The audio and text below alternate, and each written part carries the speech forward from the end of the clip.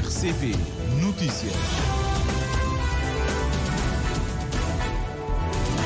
7 horas em Cabo Verde, agora notícias no primeiro jornal, a abrir os destaques desta edição.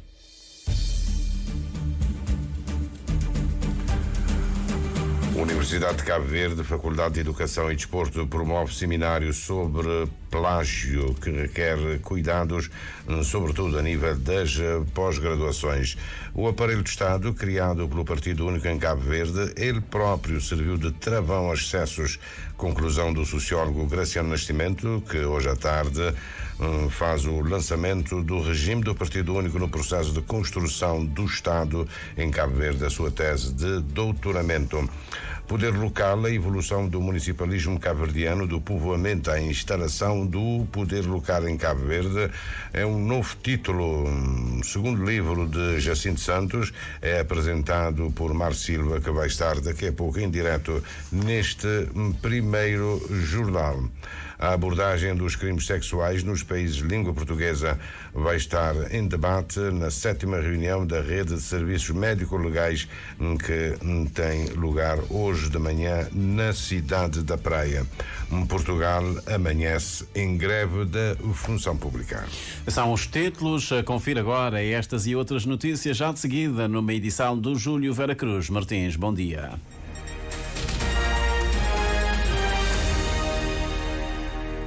Votos renovados de bom dia, gratos pela preferência que nos dá. O Departamento de Assuntos Sociais e Económicos das Nações Unidas atualiza a previsão de crescimento económico para este ano, um ligeiro aumento relativamente ao relatório de janeiro, crescimento 2,7% previsto para este ano, um aumento de 0,3% em relação a janeiro. O relatório Situação e Perspectivas Económicas Mundiais, divulgado ontem à noite, prevê que em 2005 o crescimento deve ser de 2,8%, ou seja, 0,1% a mais que no levantamento anterior. No entanto, há alguns avisos, algumas cautelas.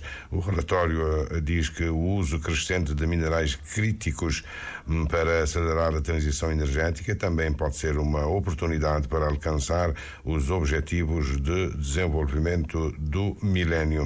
Mas pontos críticos, justamente o excesso de dívida, o crescimento regional vai continuar lento em algumas regiões, tensões geopolíticas, dívidas e riscos climáticos vão continuar a representar desafios para o crescimento económico mundial, ameaçando décadas de ganhos de desenvolvimento, especialmente para os países menos desenvolvidos e os pequenos estados insulares em desenvolvimento.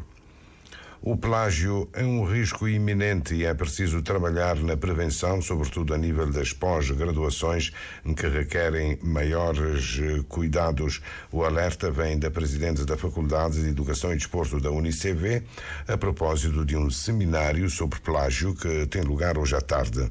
A Lei da Furtado previne que agora, com a internet, os cuidados devem ser redobrados porque a tentação para o plágio aumenta também.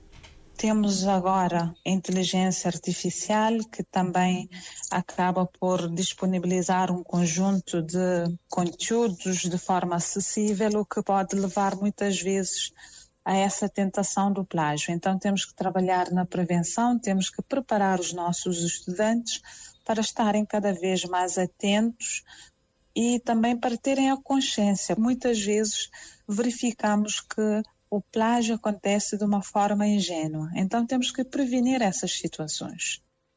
O seminário reconhece a Lei da Furtado, vai reforçar a vigilância contra o plágio e, de certa forma, suprir uma lacuna, apesar das unidades curriculares existentes para a elaboração do trabalho académico e para a pesquisa científica. O plágio deve ser um conteúdo, às vezes verificamos que não está no programa da disciplina, embora os docentes fazem referência, mas não está. Então recorremos aos especialistas para fazer essa abordagem mais aprofundada e, sempre que possível, reforçar essa ideia do trabalho acadêmico, do rigor que o trabalho acadêmico impõe. O vosso objetivo é a prevenção. Em caso de plágio, como é que a universidade se posiciona? Normalmente, quando o plágio é detectado, o trabalho, é claro que é reprovado. Há situações que acontecem e que são alarmantes.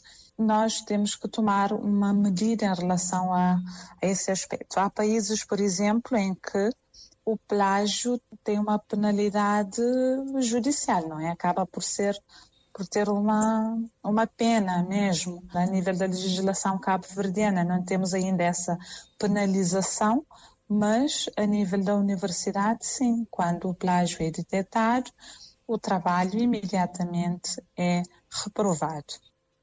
O seminário sobre plágio, programado pela Faculdade de Educação e Desporto da UNICV, vai ser ministrado pela professora Ana Seixas, da Universidade de Coimbra. O aparelho do Estado, criado pelo Partido Único em Cabo Verde, ele próprio serviu de travão a excessos. A conclusão é do sociólogo Graciano Nascimento, que hoje à tarde apresenta na cidade do Mindelo o livro O Regime do Partido Único, no processo de construção do Estado de Cabo Verde, que é, afinal, a tese de doutoramento defendida no ano passado.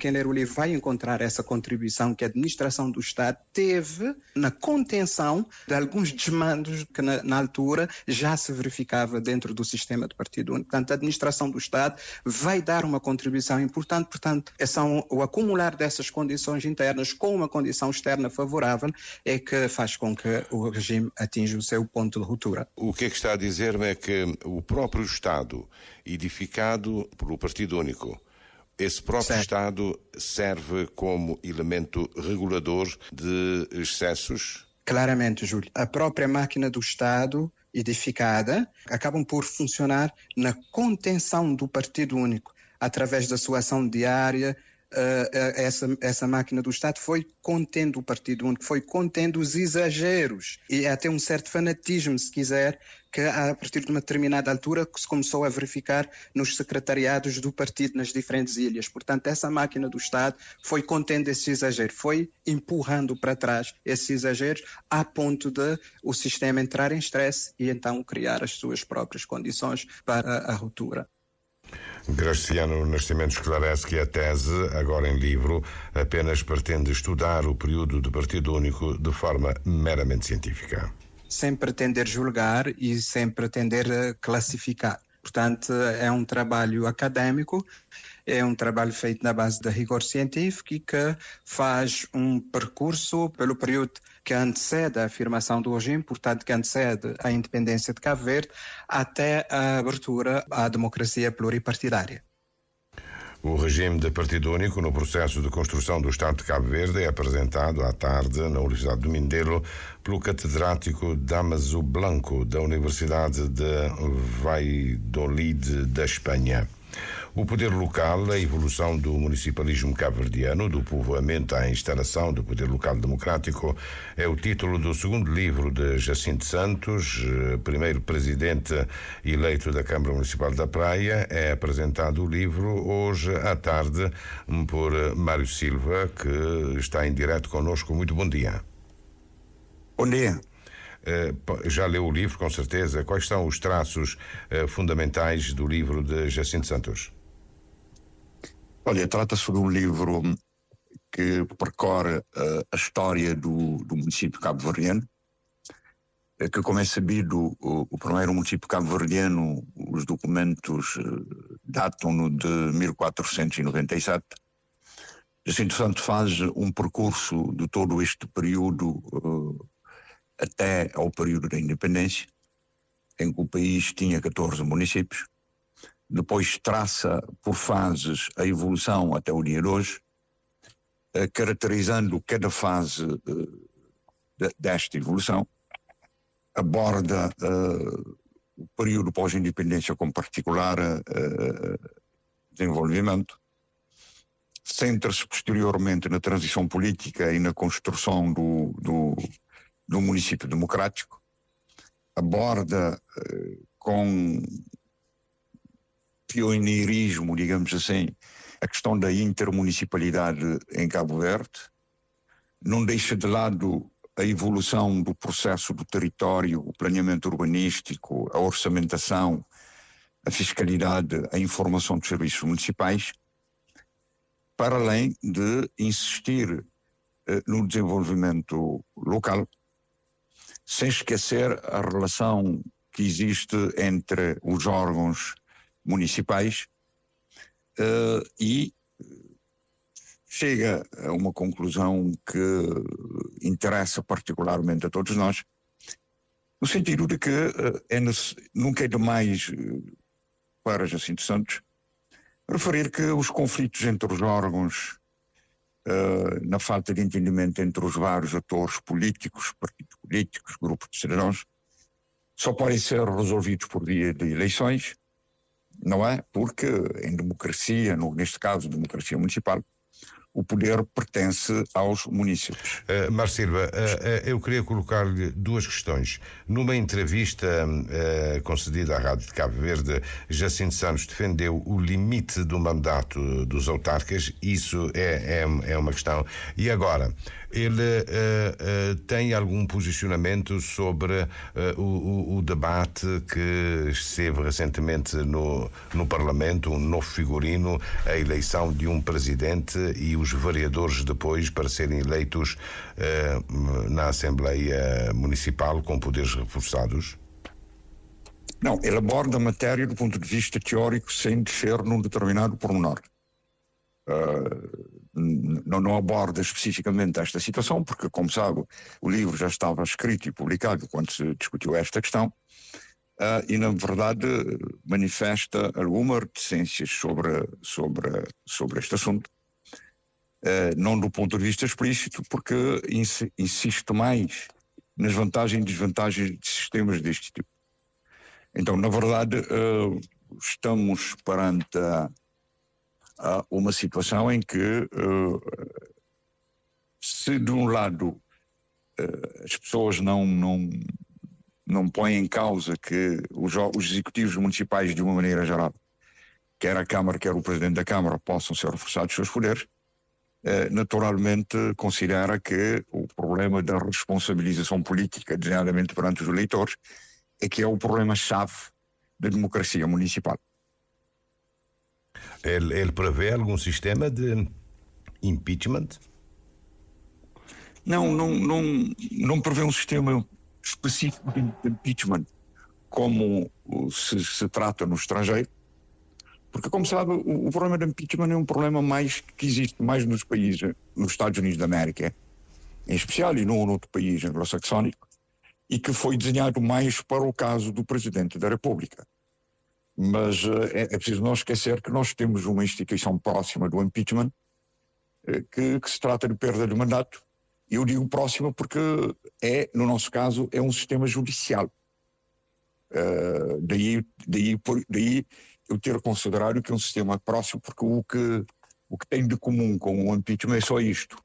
É a necessidade de destituição de um Presidente da Câmara que ultrapassa os limites daquilo que são os valores constitucionais legais plasmados na Constituição e nas leis. Muito bem. Só não me disse se ele defende o limite de mandato. Não, o limite de mandato, ele defende que é necessário discutir esta questão com profundidade. E, na verdade, ele tem razão, porque é uma questão polémica que, como sabe, tanto quanto me lembro, desde os anos 90, há quem defenda, há quem não defenda, e fundamental neste momento é refletirmos sobre esta matéria. E o livro traz um conjunto de sugestões para vários setores de atividade municipal, aceitando sem dificuldade que é necessário aquilo que ele designa nova governança territorial. E este é um ponto-chave no livro de Jacinto Santos. Digamos, ele Muito aceita bem. que é necessário, no caso de Cabo Verde, uma recomposição do território, porque há municípios que têm dimensão relativamente importante para o território cabo-verdiano, mas há outros municípios que são municípios que, pela sua dimensão e falta de capacidade de geração de receitas próprias, para terem uma autonomia específica, necessitam de uma atenção particular. Não suponho também é importante deixar claro que ele aborda com particular cuidado a evolução das receitas municipais por município. Teve a preocupação deste livro de abordar e de apresentar quadros explicativos e, para concluir, o que não deixa de ser extremamente interessante, reflete numa perspectiva de longo prazo como no horizonte 2030 devemos encarar os municípios nesta perspectiva. Muito bem, Marcelo, agradecimentos pela sua colaboração aqui neste primeiro jornal. O resto é para ler, mas pelo que se entende, Jacinto Santos levanta questões e sem necessariamente tomar posição sobre elas. Agradecimentos, a continuação de muito bom dia. Muito obrigado. O lançamento do livro tem lugar hoje à tarde no Salão de Banquetes da Assembleia Nacional, justamente o local onde se reúne a Assembleia Municipal, uma sessão solene comemorativa do Dia do Município, mas em local diferente, no Salão Nobre Abílio Duarte, na Assembleia Municipal. Esta sessão solene vai ser presidida pelo chefe de Estado José Maria Neves. A abordagem dos crimes sexuais nos países de língua portuguesa vai estar em debate durante a 7ª reunião da Liga da Rede de Serviços Médico-Legais e Forenses dos países de língua portuguesa, que começa hoje na cidade da Praia. O presidente do Instituto Nacional de Medicina Legal e Ciências Forenses de Portugal afirma que os crimes sexuais são um problema transversal e que muitas vezes não é fácil a obtenção de provas. Jornalista Ailson Martins.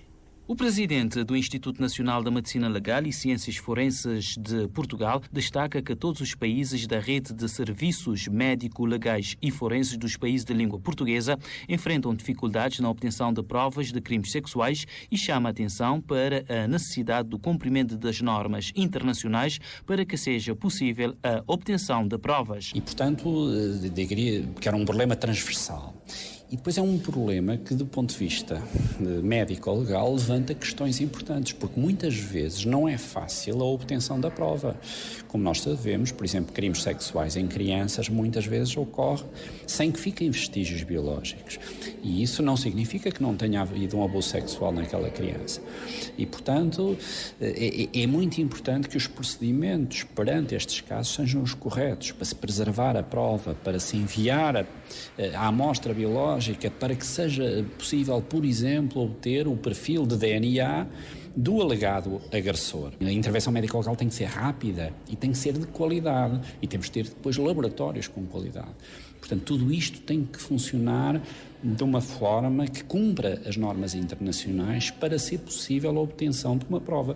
E mesmo assim, muitas vezes não conseguimos. Francisco Corte Real afirma que Cabo Verde tem realizado perícias sexuais e tem dado resposta aos crimes sexuais. Mas, naturalmente, todos nós podemos melhorar em Portugal, como podemos melhorar em Cabo Verde. E daí a discussão deste tema, a experiência dos diversos países, vai ser toda a manhã a discutir este tema com a realidade de cada um dos nossos países. Mostrar as experiências, mostrar as dificuldades, mostrar a forma como estão a resolver os problemas para todos podermos aprender. Cabo Verde tem sabido fazer perícias sexuais, mas o objetivo é que todos aprendermos, não apenas os colegas que trabalham na medicina legal de Cabo Verde, mas os colegas de Portugal, de Moçambique, de Angola, todos nós aprendemos com as nossas experiências numa área que é muito difícil. E por isso a escolha do tema, felicito por a doutora Ineida Sena ter escolhido este tema para discutirmos entre todos e, portanto, porque todos nós temos condições para melhorar ainda mais. Cabo Verde tem a presidência da Rede de Serviços Médico-Legais e Forenses dos países de língua portuguesa. A 7ª reunião da rede decorre durante esta manhã. O Instituto Cabo-Verdiano para a Igualdade e Equidade de Género, ICIEG, escolhe justamente o Dia Internacional contra a Homofobia, Bifobia e Transfobia, que se celebra hoje, para apresentar um segundo projeto em defesa dos direitos humanos das pessoas LGBTI, a antecipação com a jornalista Ernestina Lopes. O projeto Nós Direito, a ser apresentado hoje na praia, é a continuação do projeto iniciado no Stali, conforme disse a presidente do ICIEG, Marisa Carvalho, que também conta com financiamento da Fundação Espanhola Triângulo, com larga experiência nesta matéria. Concorreu, não é, para o prolongamento deste projeto inicial e conseguiu esse novo financiamento. O valor é semelhante ao inicial, o valor é perto de 200 mil euros, também para um período de 18 meses, mas pronto, tem sempre alguns prolongamentos e alguns adiamentos. Ele é de implementação também nacional, como foi o primeiro, e ele também tem, tal como o primeiro projeto também, apesar de trabalhar a comunidade LGBTIQ+, ele é um trabalho para a sociedade cabo-verdiana, não é? Portanto, tem ações de sensibilização, de formação, de esclarecimento. Neste quesito, considera Marisa Carvalho, há ainda um certo desconhecimento na sociedade cabo-verdiana em relação à comunidade LGBTI. Porque consideramos que a questão dos direitos são direitos universais, não é? Então nós devemos também trabalhar para que esta comunidade seja mais também reconhecida. Então, muitas vezes, daquilo que nós não conhecemos, temos tendência para recear ou até mesmo recusar, não é? Então, nesse sentido, e para ajudar também a um maior entendimento, pretendemos trabalhar não exclusivamente a comunidade LGBTIQ+, aliás, o projeto inicial também previu essa parte de complementariedade com a comunidade cabo-verdiana em geral, mas nesta parte sairá mais reforçada realmente uma ligação, porque também temos sentido algumas solicitações, não é? Mesmo escolas secundárias, nas comunidades, quando vamos fazer ações de sensibilização sobre violência baseada no género, sobre direitos humanos, surgem alguns questionamentos, algumas dúvidas, isso para nós é indicativo, não é, de que é necessário abordarmos estas temáticas. Assim, a presidente do ICIEG espera conseguir bons resultados com este novo projeto, que será lançado hoje, 17 de maio, no dia em que se celebra o Dia Internacional contra a Homofobia, Transfobia e Bifobia. A nível nacional, celebra-se hoje o Dia Nacional das Peixeiras, pela primeira vez. Aliás, é o dia da criação da Associação de Peixeiras de São Vicente, e é um projeto em curso. A Mulher Tcheuluta realiza no pátio da réplica de Torre de Belém um ato comemorativo com foco nas pescas, mas também na equidade de género. Um dia importante para nós, que é dia de Peixeiras, e nós fazer uma abertura com um pequeno homenagem ao nosso presidente da associação. Nós tem música ao vivo. Mais tarde nós tem exposição fotográfica de Peixeiras no Centro Cultural de Mindelo, aberto para público em geral. 7 horas nós tem uma peça de teatro, o nome de Peles, que nós te fala de violência baseada no género, de onde é que como te põe no papel da mulher e a mulher no papel do homem. E também não queria agradecer a cooperação espanhola que foi financiando hoje esse projeto. Eloísa Mota, vice-presidente da Associação de Peixeiras do Mindelo. O Dia Nacional coincide com a data da criação da Associação de Peixeiras, nascida há 5 anos. A Associação realiza, por isso, um leque variado de atividades, entre elas a reposição do espetáculo teatral Perlas, criado dentro do projeto A Mulher Tcheuluta. O espetáculo desconstrói os padrões de género, desigualdades sociais e VBG que são apreendidos culturalmente. Israel vai responder perante o Tribunal Internacional de Justiça às alegações da África do Sul, que intensificou uma campanha genocida. É a acusação da África do Sul contra Israel, uma campanha genocida com a sua operação militar em Rafah, mas também a Federação da Palestina de Futebol já pediu à FIFA, que se encontra reunida em Congresso, pediu a suspensão de Israel. A FIFA deve responder em finais de julho.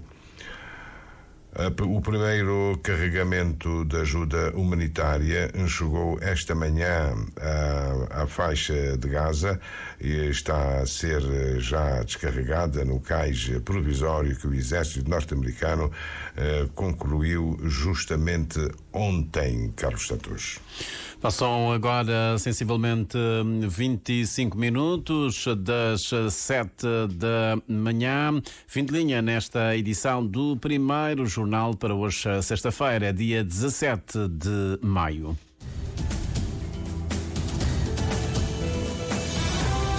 Mais informações em www.rtc.cv